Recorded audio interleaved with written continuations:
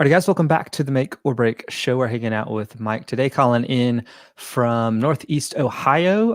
Excited to chat with you about your background, kind of all over the place, as well as you're doing some really cool training through the Programming Electronics Academy and all stuff Arduino. And I selfishly want to ask you some questions because I definitely want to build some stuff. And my experience on the electronic sides is not super great. But thank you so much for jumping on and chatting with us. Looking forward to getting into everything you do. Thanks, Brandon. I appreciate it. Yeah, I'm excited to talk too. So I'd love to kind of get into your background and before we kind of circle back into what you're doing now. And you have a military background, is that right? That's correct. And were you in the Marines? I think I saw that somewhere. Yeah, I joined the Marine Corps out of high school, and I'm lucky I did because I wasn't on the best path, you know. So Yeah. I joined the Marine Corps, and I started out as a welder with the Marine Corps. I was a enlisted guy. I did welding for 4 years. Did you have any experience like on the welding side before that, or is that just kind of what you got brought in to do? Yeah, that's what I got brought in to do. Actually, I joined because I was 17 and I wanted to blow stuff up. And so I was like, hey, I want to be a combat engineer, which Yeah. is like, you know, in your 17-year-old mind, you're like running around with sticks of dynamite and throwing them like a cartoon or something. But Right. the reality is, it's not like that at all. And lucky for me, I was assigned to be a welder, which is kind of in that same type of thing, you know, the same kind of like group of jobs apparently. And Okay. I was really, you know, kind of dismayed when I found I'm like, wait, what? You're going to make me a welder? And then as I like got into the job and I realized like, wow, this is a real skill. And I'm actually like learning stuff that can transfer once I'm out of the military. You know, it became clear to me that I was like, man, I lucked out and it was great because I really enjoyed welding. So instead of blowing stuff up, you were welding stuff back together. That's right. That's cool. What? So I've welded like 2 times in my entire life, and I imagine at that level, it's very very different. Like, what's it like to be a welder? Like, are you working in like a shop, or are you like out on the field, or a little bit of both? Yeah, I think it really depends on what unit you end up in. There's such a wide variety of work that you can do when you join the service. So I had most of my work was being done in really big shops Okay. where it was like a big kind of maintenance unit, and they, you know, people would bring heavy equipment in, like imagine like a really big crane that might lift stuff, or uh, a boat that might be in, not like a Navy boat, not like some huge Navy boat, but like a riverine assault vehicle or something like that. And Okay. those things would kind of come in and you'd work on that stuff. But there's also lots of equipment for field work, for welding. So it's something that you would tow behind like a 5 ton or a Humvee or some military vehicle. And, you know, like all the equipment there for doing field welding is available. So I didn't do a lot of field welding. But mostly it was in shop stuff. What did you get to work on some pretty crazy stuff? No, I wouldn't say no. I think it was pretty standard fare. Okay. Yeah, it was pretty standard fare. I mean, um, yeah, nothing too crazy. So, how long were you in the military? Well, I did the Marine Corps for 4 years, and I got out. Actually, let's see, I got out in September 8th, 2001. If Oh that date wow. means anything to you. Yes. Yeah, it definitely So, does. Jeez. yeah. So, after 9/11, I decided to, I was going to college. I'd applied for college. I'd gotten out and I was going to use my GI Bill to go to college. And, I decided to join the military again, but I transferred from active duty Marine Corps to the Army National Guard. And, Okay. so I went to Ohio State University at that point and joined, they have an ROTC program, which is like are you familiar with ROTC? Yeah. Yeah. Okay. Yeah. And so, were you ever? I guess I don't totally know how the reserves work. Like, do you get deployed at all during that? Or are you just kind of always on call? How does that work? Especially while you're in college? Yeah, you know, that's such a good question because I feel like the reserves in general can kind of be a mystery for people or anybody. So I was in, so I wasn't, and not to get like splice hairs here, but I was in the Ohio Army National Guard. National Guard. Okay. So, like you've got the reserve force, and the reserve force is under like the United States federal government control. And then you've got the National Guard, which is under each individual state's control. Oh, okay. And so I was in the Ohio, but the reserves and the Guard are so similar. Aside from those two things, there's some other differences, but so that's just a small distinction. But so with both the reserve and the Guard, you serve. The joke is you serve 1 weekend a month. Okay. So you go in 1 week a month, but that's never really true because you end up working quite a bit, as a matter of fact, depending on what your job is. And especially so I went through RTC, so I became an officer. And as your responsibility grows, your time commitment grows, commensurate with that. So you end up doing a lot of stuff. But the Ohio Guard does get deployed just like the reserves. And, so you can get pulled up, go overseas. I spent spent about 9 months in Afghanistan, but about a year outside of Ohio doing stuff. Wow. And so, what were you doing in Afghanistan, or kind of what was your job in the reserves? I joined, and I wasn't sure what I was going to do, and then I ended up being a helicopter pilot. Oh, wow. Okay. Do you like actually flying the helicopters? Yep, that's right. So, that's crazy. So you went from working on planes or working on stuff welding to flying. That had to be was that a pretty big shift for you? Yeah, it was. I didn't think it was ever something that I could do, and then I quickly realized well, it really comes down to a numbers game. I mean, Yeah. they need pilots. They've got helicopters. They got to fill the slots. There's only so many officers that come in the military. Only so many of those officers are going to be inclined to want to fly. So it really just comes down to a numbers game. And so you just, you kind of apply, and, if you know some folks. So I had in ROTC, you have the instructors who are, people who are in the military. They're called your cadre. And so I had some cadre who were in the Ohio Army National Guard. And basically, they saw me as a student at Ohio State University and recommended to the folks higher up in the Guard, like, hey, yeah, in the Ohio Guard, that is, that this guy might be a good candidate. So that's kind of how it worked out. That's cool. How long were you with the National Guard? I did that for 16 years, and I actually retired 2 years ago. Oh, geez. So super. And were you a helicopter pilot the whole time? I was. Oh, wow, that's crazy. Do you fly much now as a civilian? No, I don't. Not at all. Probably a little more expensive, I'd imagine, if you actually have to get the helicopters yourself. Yeah, that's for sure. That's wild. So what did you go to college for? I studied neuroscience at Ohio State University. What made you pick that? I have a sibling with a severe mental disability, and so I kind of grew up really interested in how the brain operates. So military background and then neuroscience. How does all of that lead to electronics?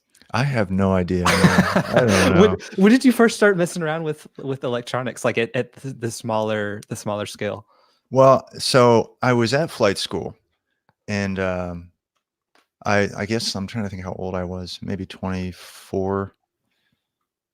Yeah, something like 24. I can't remember exactly. I was at flight school, and I was driving a Honda Accord. It was a 1996 Honda Accord, and the thing would not, like, when it rained, the thing would not shift right. Okay. And it was driving me mad because, like, I had paid, for me at the time, I had paid a lot of money for that car. And I wanted, like, the whole thing, hey, yeah, you get an Accord, it'll last forever, and like, I'm like, Right. okay, this Accord ain't lasting forever right now. So this thing wouldn't shift right. It was driving me crazy. Well, I did some searching online, and I found this forum, and this guy had posted, like, hey, it's probably something with the transmission computer.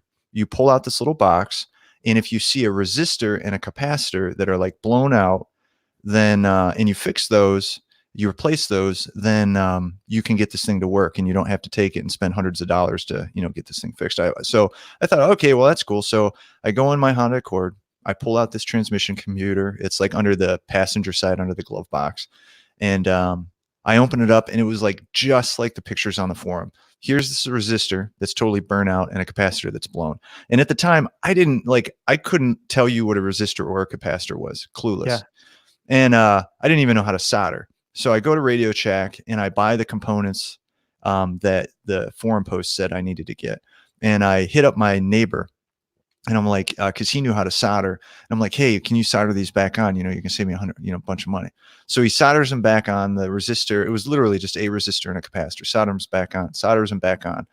And I stick the transmission computer back in the Honda Accord, plug it back in, and me and him take it for a test drive. And the thing starts like shifting perfectly.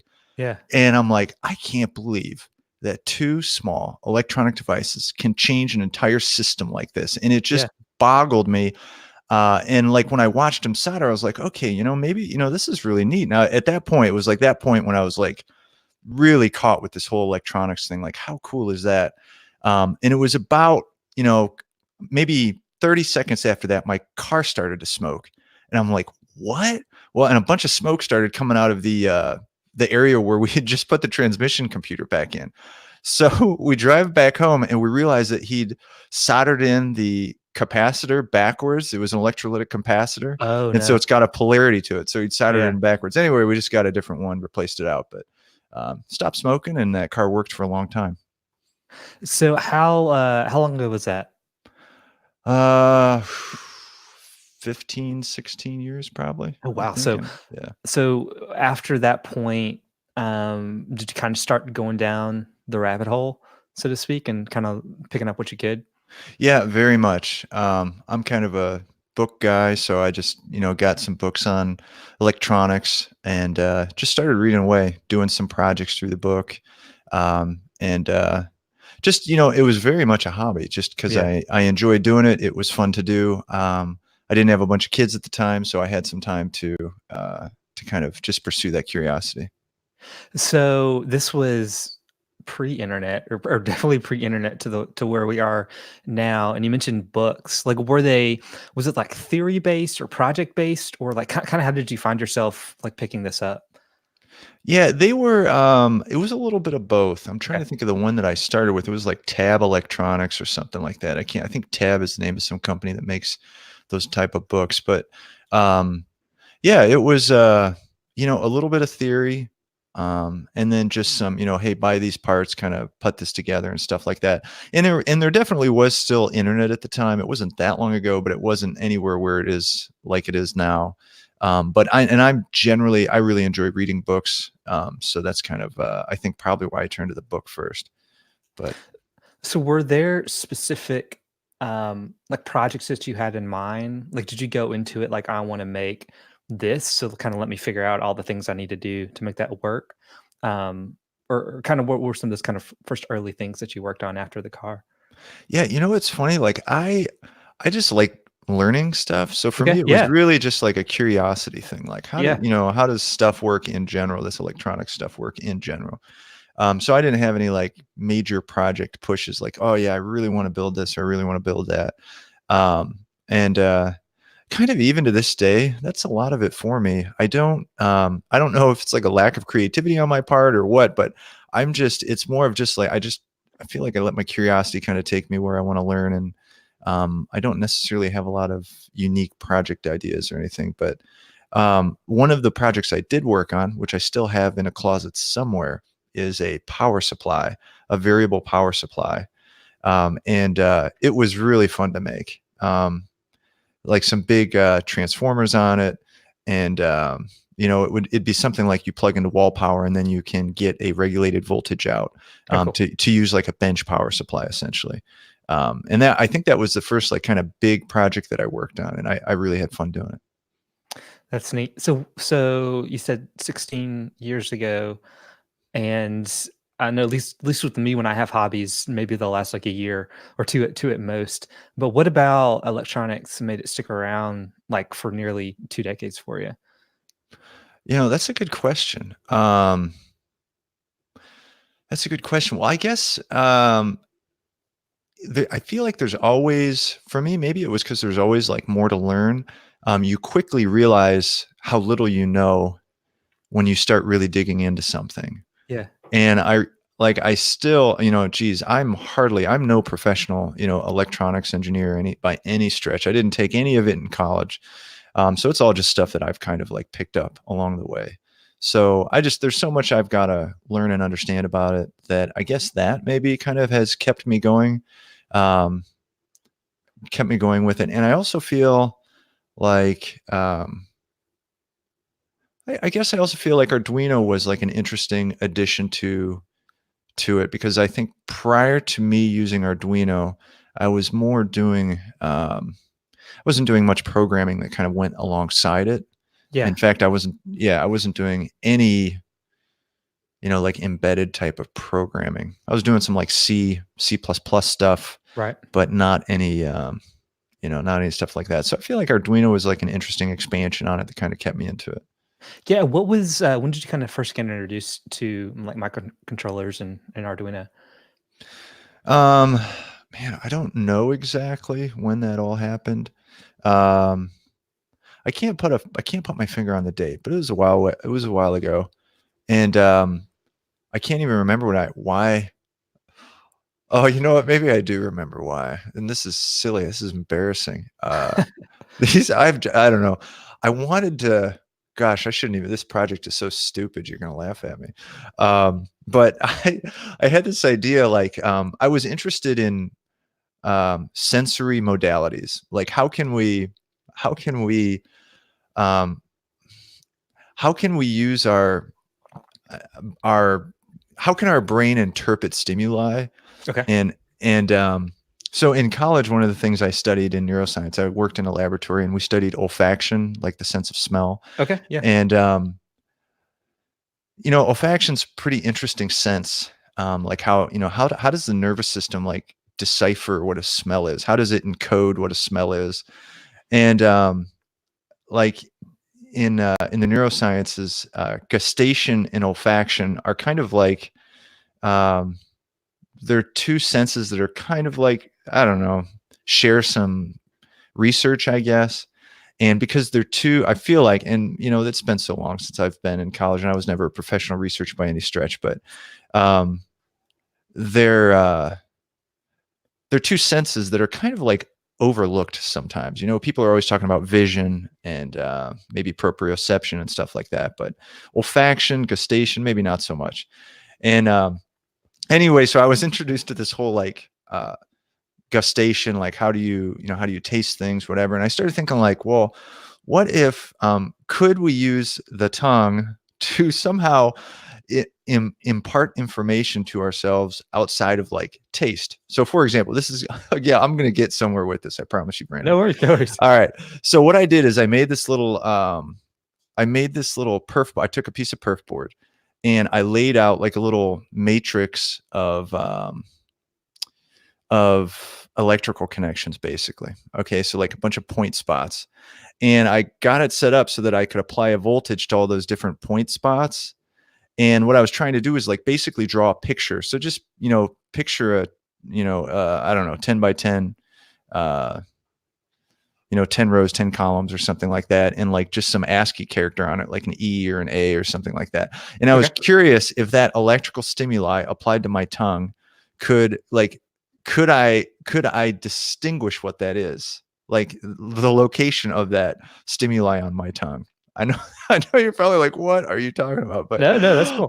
that's kind of like what I was just curious, like how sensitive is the tongue to spatial, information, I guess, in that way.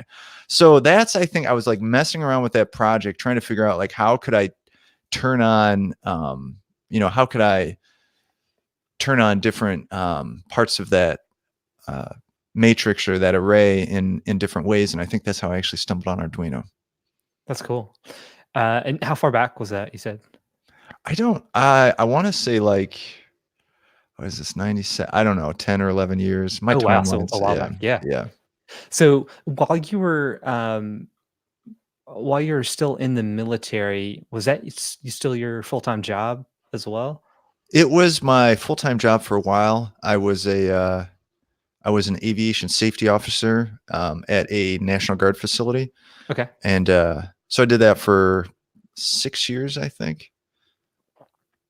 And that was about 2 years after I graduated college. I probably did it for a bit longer than that, but not full time. Gotcha. Gotcha. And then what did you switch straight into teaching electronics like from there? Yeah, that was pretty much it. That's crazy.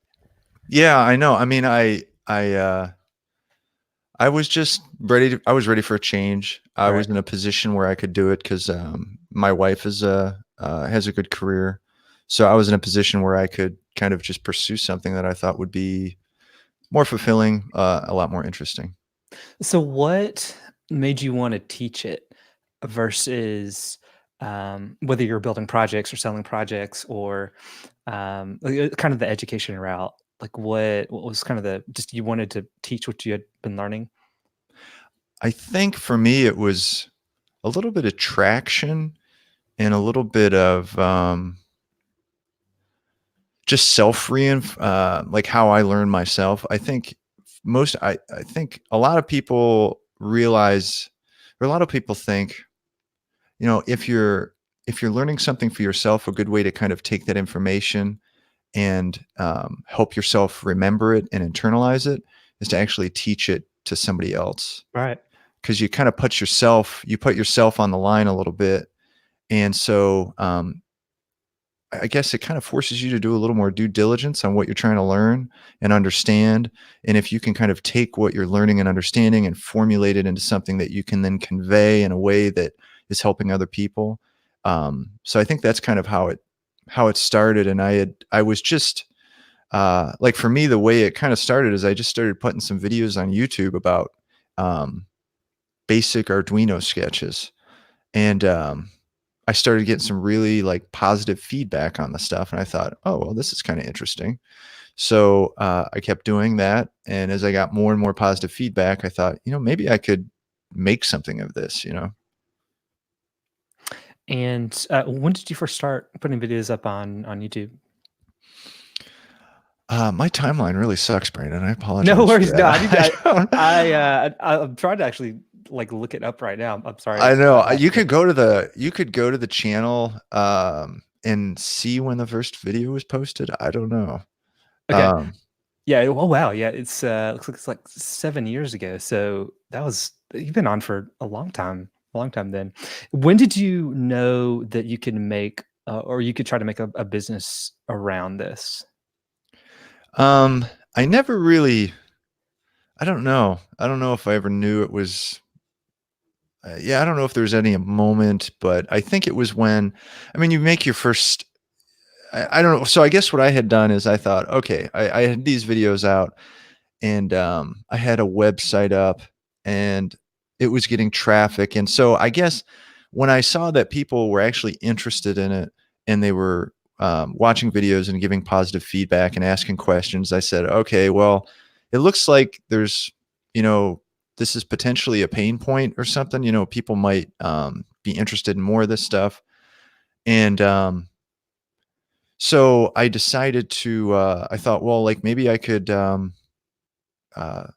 try to monetize this in some way. So I thought I would. So what I did is I took all my videos and I kind of like turned it into a book type thing, like Okay. an Yeah. ebook. Yeah. Yeah. And so I thought, like, why not give it a shot? So I got like what do you call those? What ISBN number? And Yeah. I self published a book, Right. and I was pretty nerve wracking because it was like, I don't know, 200 something bucks for a bunch of for ISBN numbers. And I was like, man, am I even going to get my money out of this? Like, is this worth it? But you just kind of take that step. And I started selling the book, and people started buying it. And once you sell like the first thing, it can get you hooked. You're like, Yeah. wow, that was pretty sweet. So Yeah. Yeah, yeah, definitely. Kinda when did it evolve into more of like an online course, to what you kinda have set up now? um, it's always evolving, Brandon. Okay, But yeah, I don't know, probably over the past 5 years. So what I started doing initially was I started increasing the game on my video production. So before it was like, very I was like a really subpar YouTuber, like I wasn't really making, I really, for one, I really wasn't into, like, I didn't want to grow a YouTube channel per se. That Right, wasn't right. really my thing. Right. But I was just kind of putting these videos out, doing my best with the production. And then I thought, like, let me like really increase the production value.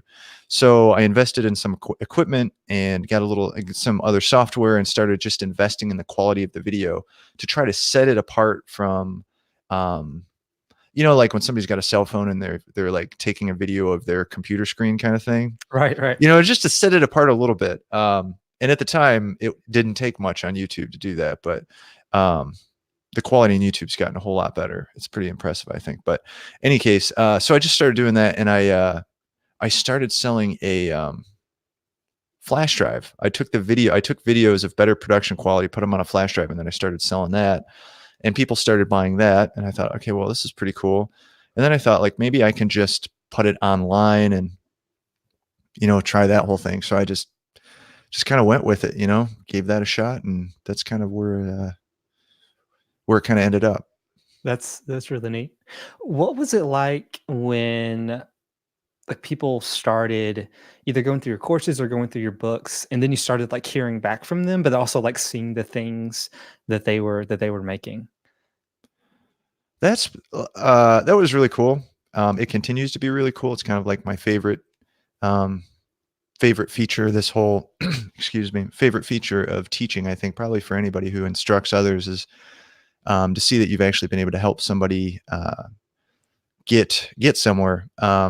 Especially because, like I said, I'm no like electronics professional. I'm no programming professional. I just kind of do my best. I learn my best and try to kind of like communicate that as best as I can. So I've always been, I try to be very upfront to people in communication, like, hey, this is kind of what we provide. This is who I am. If you're looking for somebody with a PhD, this is not the place. I don't. Um, so so I guess where I'm going is I'm always like I've always had that little concern, like, oh man, I'm not the guy to be doing this. There's no way I could help anybody.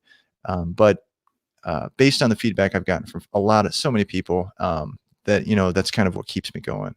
Yeah. But yeah, And what it's kind of crazy is usually those people that aren't like I mean, you definitely know what you're doing, but the people that don't have like all the degrees that still remember what it was like to not understand any of it, that you're able to relate to so much better, especially when you're first getting started with something.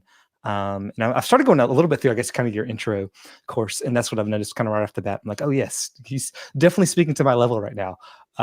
Just like, how do you download the Arduino like program on your computer? I'm like, yes, I don't even don't even know where to start with that kind of stuff. So, but it's cool to see when you switch over to like the student projects to see kind of some of the crazy stuff that people have built. Is It's pretty wild what all you can do.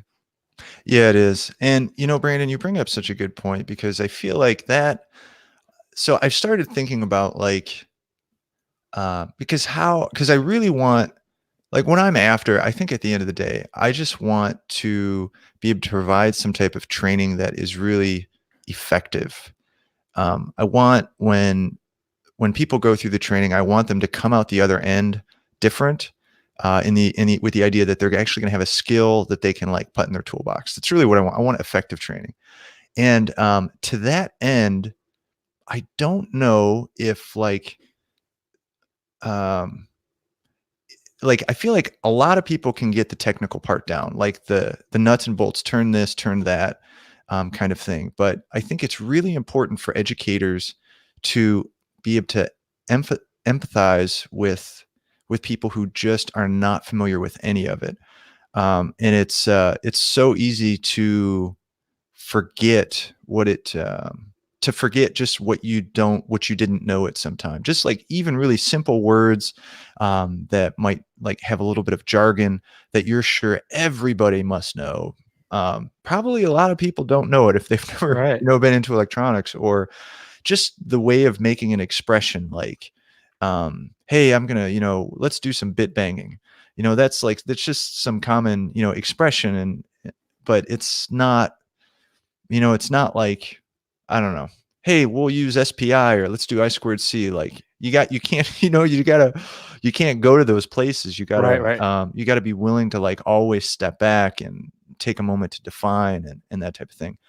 And then not to go on a tangent here, Brandon, but another thing I think is that most of the people that I'm instructing are taking up Arduino as a hobby. And I think probably a lot of people listening to your show are, hobbyists of some fashion. They've got things outside of outside of the things that are making them a living that they really enjoy doing. And when it comes to a hobby, there's so many competing things for your attention. It's like you've got your family you want to care for, and maybe just community volunteer stuff, your job, and so there's like what I call the meta level of teaching, which is like kind of having as part of the instruction an acknowledgement of the challenge of learning something new when you have limited resources. Mhm. Like just taking the time to say, you know what, this isn't necessarily going to be easy. It's going to take a lot of time.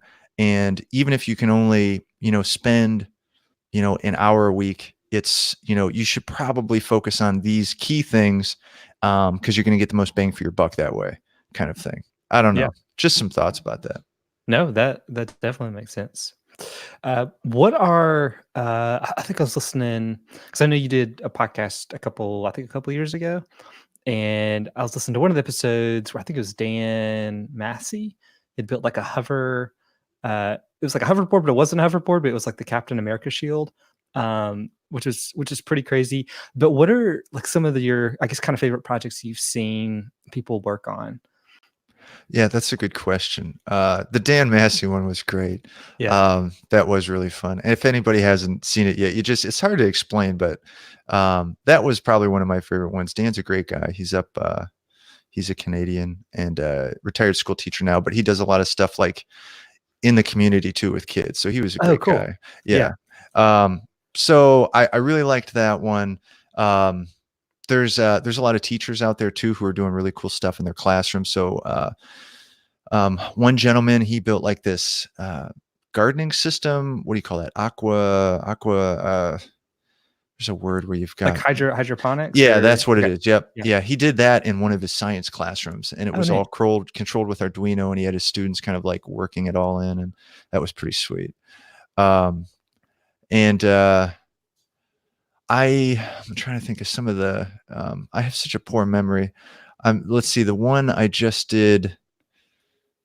We've got a couple submitted this week, and I'm trying to remember exactly what they were.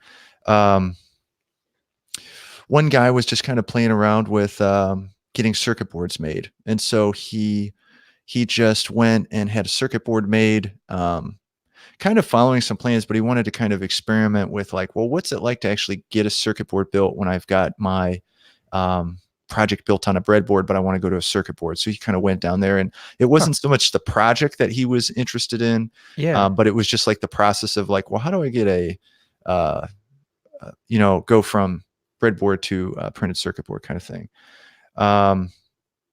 There was a guy who made a robot that took out the trash at his company. That's But awesome. it was more of like a joke thing than Right, anything.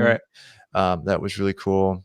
There was a guy, one of the recent ones was a gentleman who spends time away from home, and he wants to make sure that his plants are watered. So he had this system that kind of like automated the plant watering and stuff, which was pretty cool.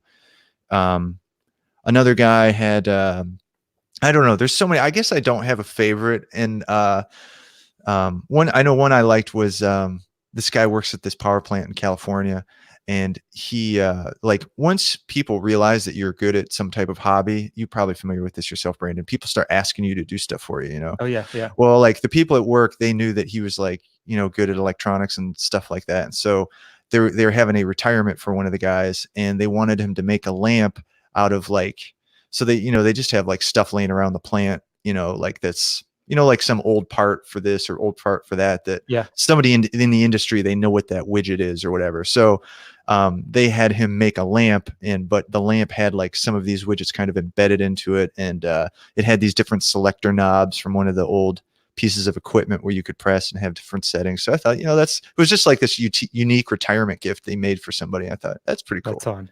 Yeah, that's really neat.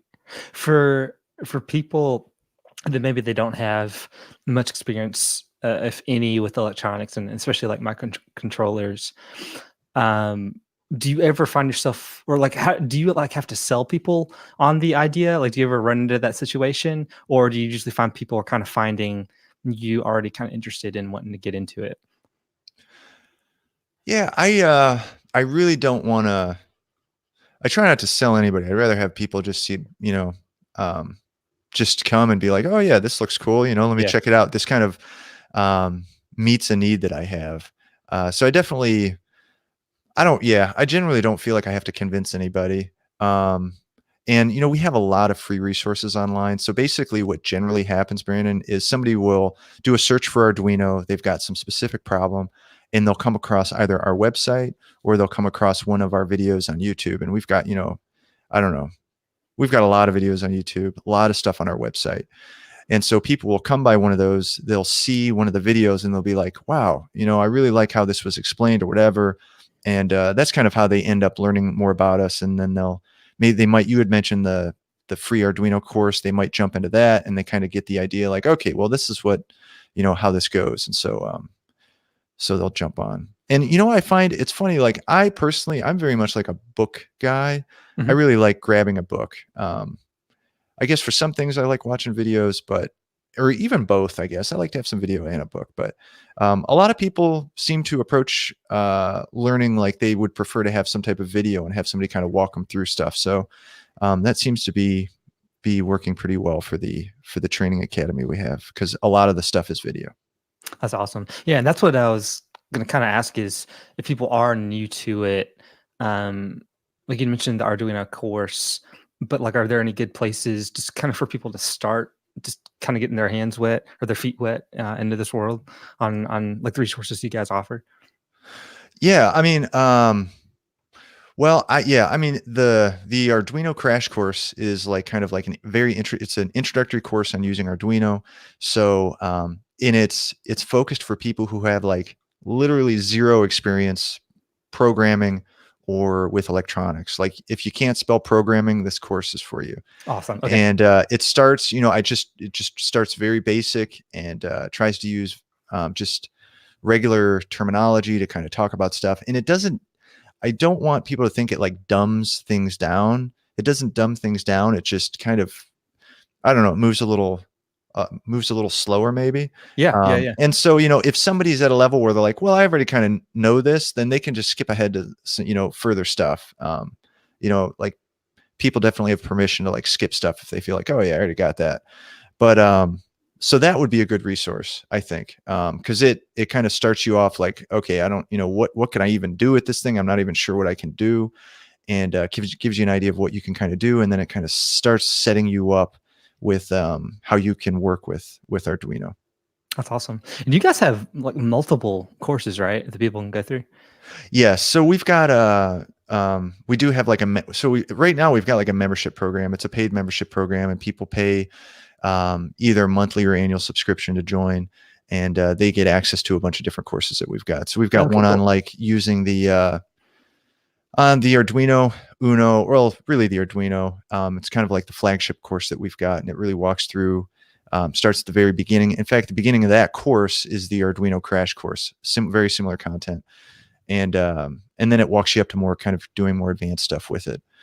Then we've got like a course on basic electronics in there, course on using liquid crystal displays and servos, using the I don't know if you've heard of the ESP8266 by chance. No. Okay, it's a I'm sure you've heard of IoT, or you're familiar. Yeah. Your audience is familiar with the Internet of Things. Right. Well, so you can do so the ESP8266 is a microcontroller, kind of like the Arduino, and it enables you to connect your projects to Wi-Fi. And Oh, cool. yeah, it's completely Arduino compatible, so you can hook them up to your you can program them with your Arduino software. And so, and they're also like dirt cheap. So, they've become very popular for people who want to connect projects to the internet, Gotcha. So who are also familiar with Arduino. yeah, so like if you're wanting to make your own kind of Internet of Things devices like around the house, that's a kind of getting into that world a little bit. That's right, That's exactly. cool. The course works through a data logging project. So it's like you have, you know, you have some like sensor basically, and you want to take that sensor information and then upload it to some cloud data logging service. And that's kind of what it walks you through, kind of how to make that work with the code. Yeah, that's awesome. That's real neat. So what does your you said you're a learner, so I imagine you're always like learning and tinkering around with stuff. Like what does your I guess electronics works like station or place look like? For me, it's a lot. I still do quite a bit of breadboarding, I guess. So I've got just tons of random starter kits, you know, with like a bunch of random components. Well, not random, like I don't know. Yeah, so lots of components. Yeah.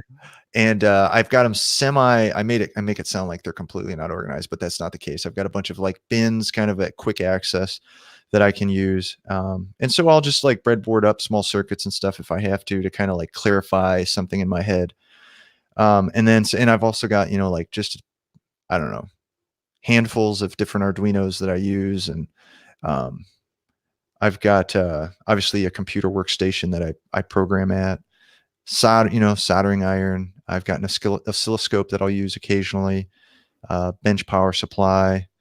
And then I've got there's two circuit boards that I think are pretty, and this is not a selfish plug, I assure you, but I'm just being completely honest here. I do use it quite a bit. There's two circuit boards out there that are pretty sweet. They're shields. I don't know if are you familiar with what an Arduino shield is? Yeah. So it's like what you put on top of an Arduino to like get access to more like functionality, that kind of stuff. Exactly. Yeah. Kind of like adds functionality to an Arduino. Exactly, Brandon. And so there's this one shield that we sell. It's called a kit on a shield. And basically it's got a bunch of different components on it.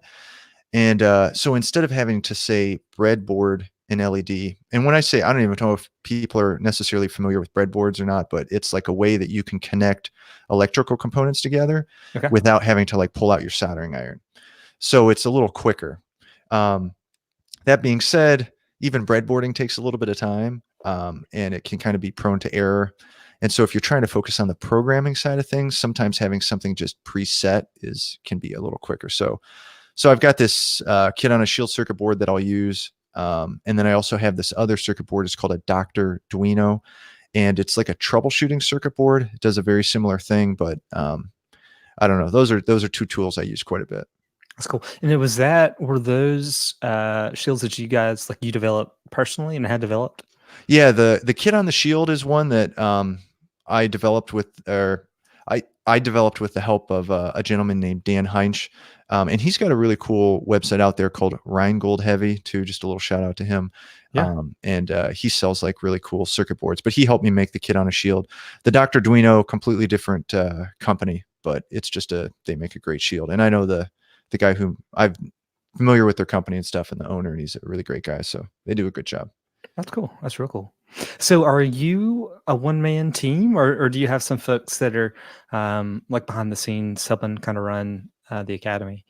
Yeah, it's shifted over time. So it was definitely, I used to be the only person doing anything, and then you know, as I started getting more traction and stuff, I work with different contractors to do different stuff. So sometimes that's content creation, like helping create like new um, stuff for the members and stuff. Sometimes it's helping work on YouTube videos for the brand, and just people to help do kind of like you said, the back end stuff too. Gotcha. That's crazy. So you have a full programming electronics academy empire that I wouldn't. that you're building I, in I other did. Yeah, I wouldn't go empire, but it's right. still, you know, we're doing our best and trying to have a good time doing it. So That's fun. Where do you see all of this going? Like, is there kind of a place you see like you want to end up in a few years? Or you kind of just taking it year by year? I'm, like probably the one that's most, the current thing we're trying to work through, or the current thing we're trying to like make better is, we want to foster kind of more of a community Okay. with our user base. So we're opening up some forums and stuff like that, and really hoping to build just like a more active community aspect to the membership, so that people can kind of get to know each other. Maybe people with similar interests can kind of coalesce and just find friends, and Yeah, yeah. basically have a good time learning about this stuff. That's cool. Yeah, I've always heard, especially with online courses, that like you come in for the content, but you stick around for the community. Is like what I keep hearing. So, yeah, that's really cool to connect with other folks that are going through the same stuff. So, Yeah, I agree. Yeah, because I feel like you realize like, okay, I'm not the only one who's having a tough time with this. And then you just get, you can get some pretty cool ideas from other people. So I know that like one thing I try to do is when people submit projects, we like to like showcase their project to our other members and stuff like that. And just to, just kind of share it with anybody we can. But I always encourage members to make sure they read the code that the other person wrote, because it can be so instructive just seeing how somebody else might have solved a problem or something. right. Yeah, that definitely makes sense. And so I guess I kind of came to your stuff through community somewhat, but with Brian over at the Smugglers Room, I know he had started a series, and I had him on, gosh, probably a few months back, because I'm super into Star Wars, and whenever he's building a robot, I get excited. But like, how did you guys get connected? On just get Yeah, how did you guys kind of meet? Well, he had actually been a member. He was a member of our program. Oh, cool. And yeah, and I thought, oh, and so he was a member of our program, and I can't remember, he may have submitted a project, I think.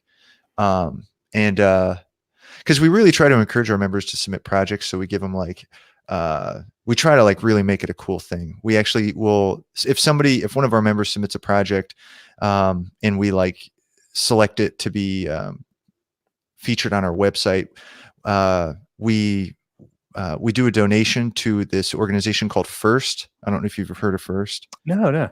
It's FIRST. You know how you spell First, but Right.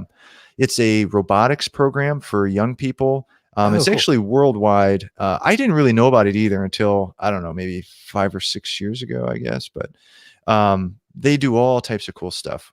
You should check it out. Just Google First. It's a great program. Anyway, so we make a donation to that, and then we like give them something cool.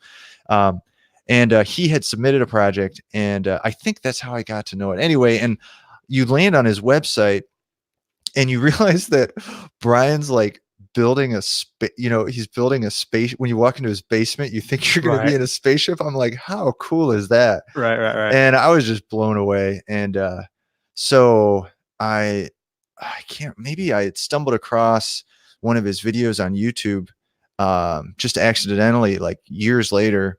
And I thought, oh wow, this is great. I saw his channel, and I just thought, man, this is great. I should reach out to him and see if we can do something together. So that's how that worked out. That's fun. And for people that aren't familiar, it's basically a build series during the month of November, right? Where he's kind of building a custom robot, but he's doing all the electronics and stuff as well for it. Yeah, it looks really cool. I'm very impressed with it. That's awesome. That's real cool. Well, I appreciate your time and chatting with us. And for people that definitely want to get into the world of electronics and Arduino, just programmingelectronics.com. Is that just the best place you'd send them to check everything out? Yeah, absolutely. That's awesome. Well, thank you so much. It's really cool. I'm looking forward into actually diving into more of the lessons, because like Brian, there's definitely some Star Wars related electronic builds I want to do, but I have no idea where to start on the electronic side. So definitely want to get in there. But thank you so much. It was a blast chatting with you. Absolutely. Thanks, Brandon. I had a great time too. Thank you.